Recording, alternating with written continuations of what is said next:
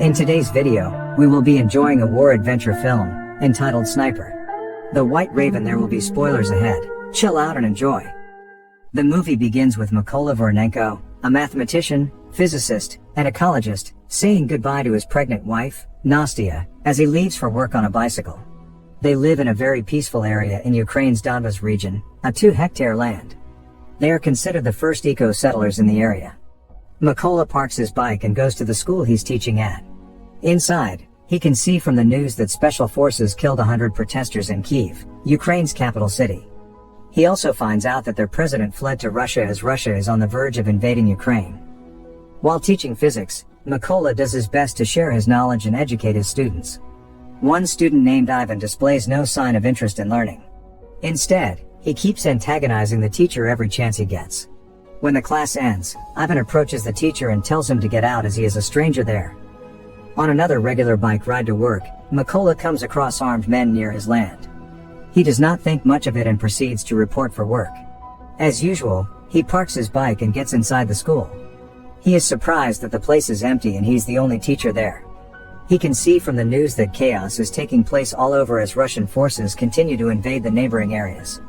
He immediately grabs his bike and goes back home. His wife is alone, and the thought of the armed men he saw earlier bothers him. He is not wrong. From a distance, he can see his wife being beaten. He goes to help but ends up getting hit with the back of a gun. He begs that they don't hurt her as she's pregnant, but they refuse to listen. One Russian soldier goes inside their house and burns it. When the two Russians are about to leave, Nastya grabs a stone to retaliate. She is then gunned down and dies in front of Mykola.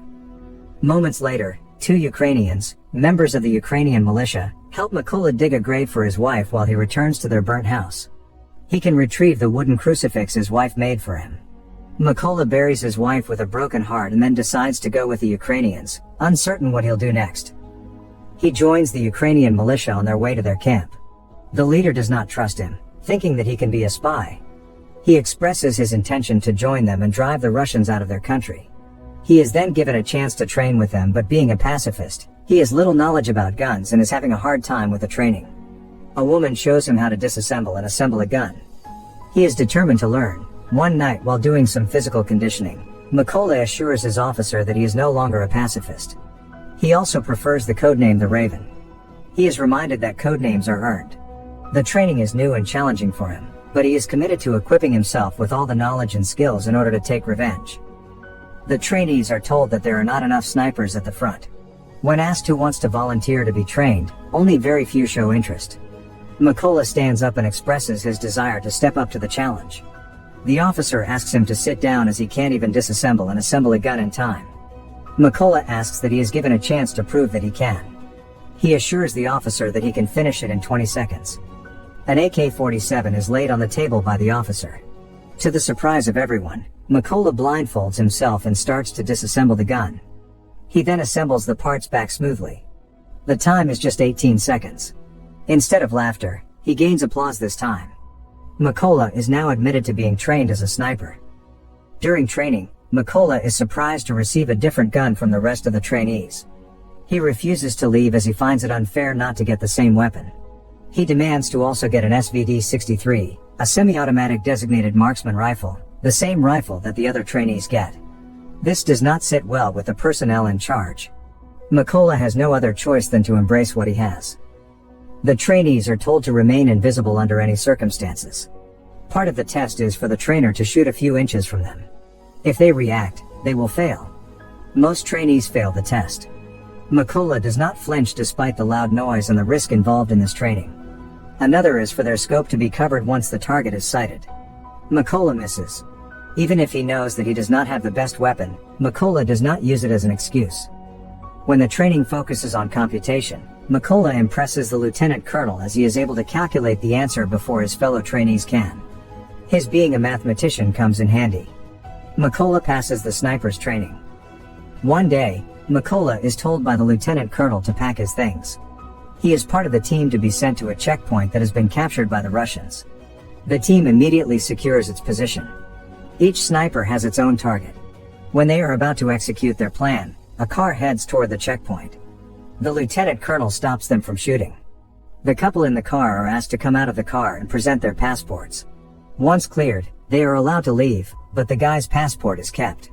The guy wants his passport back, but the Russian who took it refuses to hand it back to him. This results in a commotion. The girl is slapped, and the guy gets shot with a gun. The lieutenant colonel gives them the go signal to shoot. All the Russians are then killed. The lieutenant colonel congratulates the team on their first successful mission. When they return back to their command post, Mykola looks for his friends and fellow trainees. He's told that they are on a separate mission. Later on, he finds out that one of them is brutally killed by a sniper. One day, the team is sent on a mission again. Explosives are set up, and the trigger is concealed with a leaf. When the Russians are getting closer, Mykola is surprised to see his former student with them. Ivan, the student who was always antagonizing him. All the Russians are killed when the explosives are detonated, including Ivan. The lieutenant colonel tells Mykola to not feel that bad as Ivan made his decision. While resting, the lieutenant colonel grabs a photo of his family. Mykola asks if he can take a look at it. The officer tells him that his two daughters don't know the nature of his job. He has an agreement with his wife to keep his job with him. What they know is that he is on a business trip. The lieutenant colonel sees the crucifix he's been carrying. He asks if it's an amulet. Mykola tells him that it symbolizes family to him. Ukrainian forces secure the trenches by the border while the snipers are in position. It's just a matter of time before Russian forces will pass by. Meanwhile, the Russians are preparing to invade the region. Mykola sees the man who killed his wife from his scope. He asks for permission from the lieutenant colonel to shoot. He is told to stand down. Mykola asks for permission again as he has a perfect shot. He is too eager to go for it at this point. The request is turned down, but Mykola can't afford to miss this opportunity. He squeezes the trigger and hits the Russian in the neck. The Russian is killed. The officer is disappointed that his order was ignored.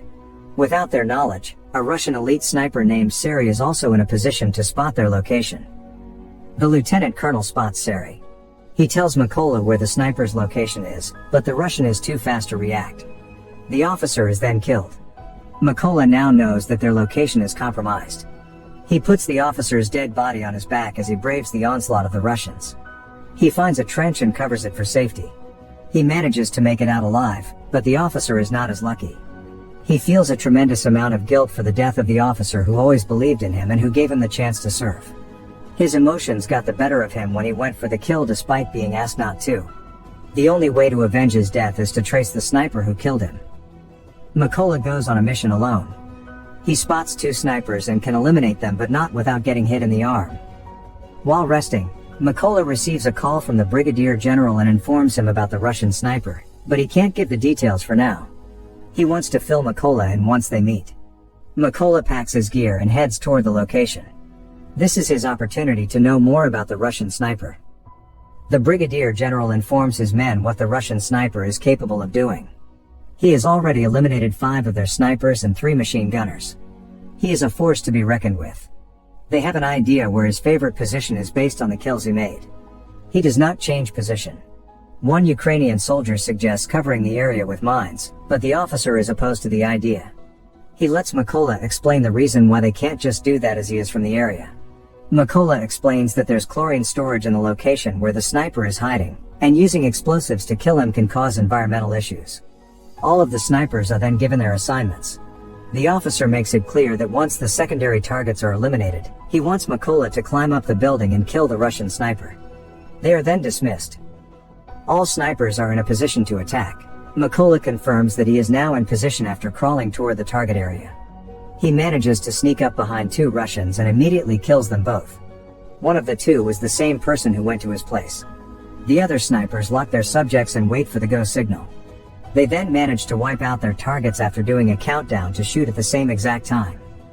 Sari notices that his lookouts are not reporting back anymore. He leaves his post to check what's going on outside. Another Russian sniper also leaves his post to investigate as there seems to be an issue with their communication. They do not know that Mykola is closing in and just waiting for that perfect moment to shoot and kill them both. Sari checks one of the snipers outside. The sniper appears to be still in position. He is surprised to find out that the sniper has been shot dead. He calls for a backup. He is told to wait for 10 minutes for the team to arrive. Sari goes back to his position and fixates his eye back on his scope. He notices a wooden crucifix near him.